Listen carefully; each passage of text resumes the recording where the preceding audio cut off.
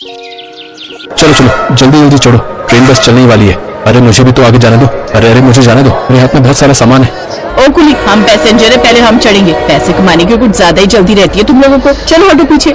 राजेश नाम का एक कुली अपने दोनों हाथों में बड़े बड़े बैग, एक बड़ा सा बैग अपने सर पर रखकर ट्रेन में चढ़ने की कोशिश कर रहा था, लेकिन ट्रेन में बहुत भीड़ थी। लोग उसे धक्के मार मार कर अंदर घुसे जा रहे थे कि तभी अचानक ट्रेन चलने लगी, लेकिन राजेश सामान लेकर अंदर नहीं घुस पाया।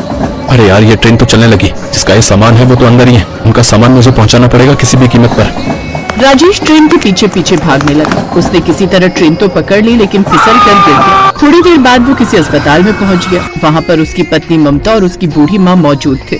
ये सब क्या हो गया बेटा?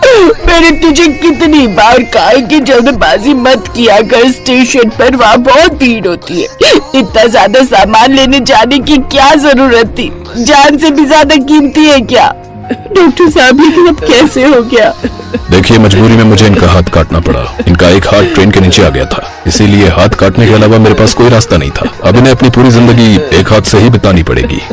डॉक्टर साहब, मेरे परिवार में कमाने वाला सिर्फ मैं ही था। अब मेरी माँ और मेरी पत्नी का क्या होगा? आप अपने दिमाग पर ज्यादा जोर मत डालिए। ये लीजिए, मैं आपके लिए खाना बना कर लाई हूँ, खा लीजिए। डॉक्टर साहब वहाँ से चले गए। ममता ने टिफिन खोलकर खाना परोस दिया। खाने में दाल चावल सब्जी के अलावा एक लाल मिर्च का पकौड़ा भी था। पकौड़ा देखकर राजेश का चेहरा खिल उठा।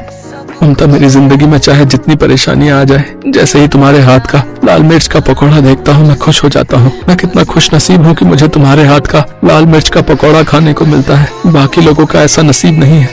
उसकी बात सुनकर ममता के दिमाग में ख्याल आया। उसने कहा, अब बाकी लोगों को भी नसीब होगा।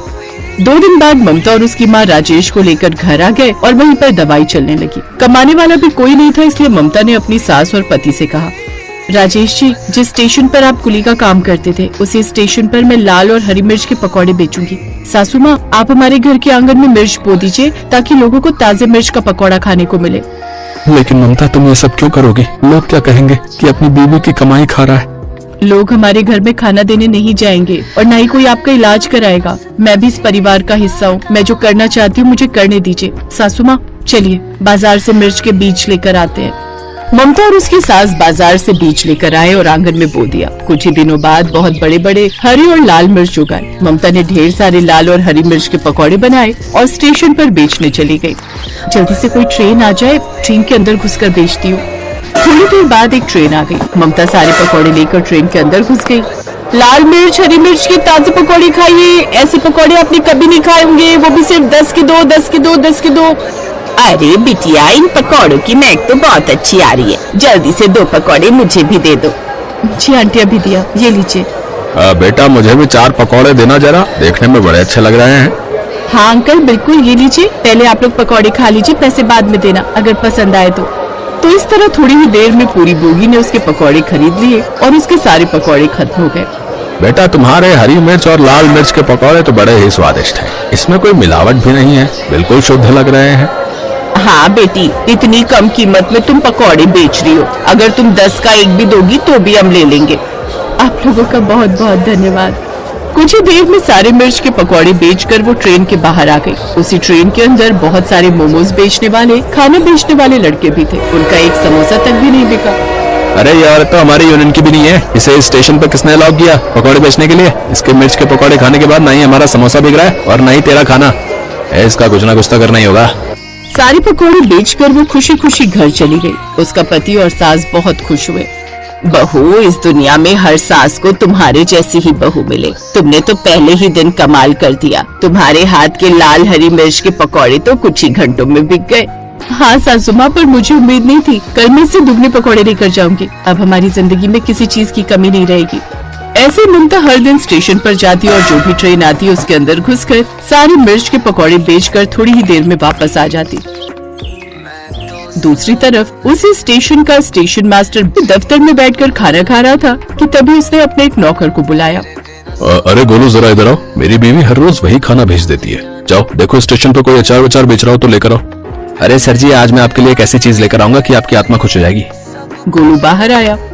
स्टेशन मास्टर को बोल तो दिया, अब मैं आखिर ऐसा क्या लेकर जाऊं कि उनकी आत्मा खुश हो जाए। कभी कभी मैं भी ना बहुत ज्यादा ही बोल देता हूँ। तभी उसे ममता दिखाई दी जो कि स्टेशन पर लाल हरी मिर्च के पकौड़े बेच रही थी। गोलू उसके पास पहुंच गया। अरे बहन जी, ये मिर्ची के पकौड़े मैंने स्टेशन पे पहली बार देखे हैं। खुशबू बड़ी अच्छी आ रही है। मेरा मालिक इसे खाकर बहुत खुश होगा। ऐसा कीजिए 50 रुपए के पकौड़े पैक कर दीजिए। हाँ हाँ, अभी देती हूँ। गोलू पकौड़े लेकर स्टेशन मास्टर के पास पहुँच गया। उसने जैसे ही पहला लाल मिर्च का पकौड़ा खाया, गोलू तुमने बिल्कुल सही कहा था। आज मेरी आत्मा ही खुश हो गई। ऐसा मिर्च का पकौड़ा मैंने आज तक नहीं खाया। जिसने भी ये पकौड़े बनाए उसके पैर छूने चाहिए भाई। स्टेशन मास्टर सारे पकौड़े खा गया। तो इस तरह ममता का काम बहुत अच्छा चलने लगा था। फिर एक रोज ममता जैसे पकौड़े बेचने के लिए ट्रेन के अंदर चढ़ी, कुछ लड़कों ने उसे धक्का दे दिया और उसके सारे पकौड़े स्टेशन पर ही गिर गए। उन लड़कों ने उसे घेर लिया। देखकर नहीं चल सकते तुम लोग, मेरे सारे पकौड़े गिरा दिया। मैडम हम देख कर ही चल रहे थे। हमने जानबूझकर तुम्हारे पकौड़े गिराए और अगर आज के बाद इस स्टेशन पर ये लाल हरी मिर्च के पकौड़े बेचती नजर आई ना तो तेरा चेहरा भी लाल कर दूंगा लाल मिर्च की तरह। मेरे सारे पकौड़े गिरा दिए, कोई दादागिरी है क्या? तुम लोग भी तो यहाँ समोसे, कोल्ड ड्रिंक, चाय खाना बेचते हो। मैं तो मना नहीं करती। हम सब लोगों का यूनियन है समझी, और तू इस यूनियन का हिस्सा नहीं है। और अगर तू इस यूनियन में हिस्सा लेना भी चाहेगी ना तो भी हम तुझे हिस्सा लेने नहीं देंगे, क्योंकि तेरा पकौड़ा खाने के बाद ना ही कोई हमसे समोसा खरीदता है, ना ही कोई कोल्ड ड्रिंक और ना ही कोई खाना, समझी। चल भाग जाए ऐसे, दोबारा दिखाई मत दियो।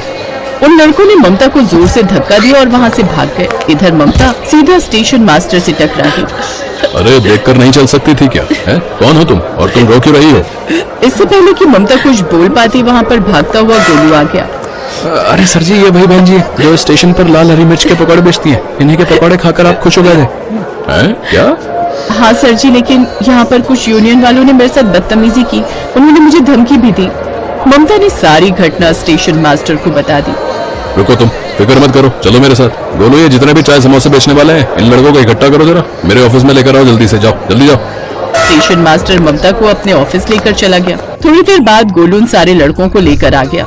भाई तुम लोगों को मैंने यहाँ पर पैसे कमाने का मौका दिया, परमिशन दी, इसका ये मतलब ये नहीं है कि तुम किसी औरत के साथ बदतमीजी करोगे, समझ गए? वो भी बेचारी अपना परिवार पालने के लिए यहाँ कमाने आई थी और तुमने इनके साथ ये किया।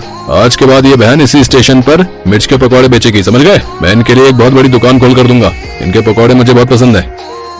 अरे सर, गलती हो गई सर, हमें माफ कर दीजिए सर, हमसे गलती हो गई। चलो ठीक है, अब निकलो यहाँ से। आज के बाद कोई भी बदतमीजी की तो सारी गुंडागर्दी निकाल के रख दूंगा, बता रहा हूँ।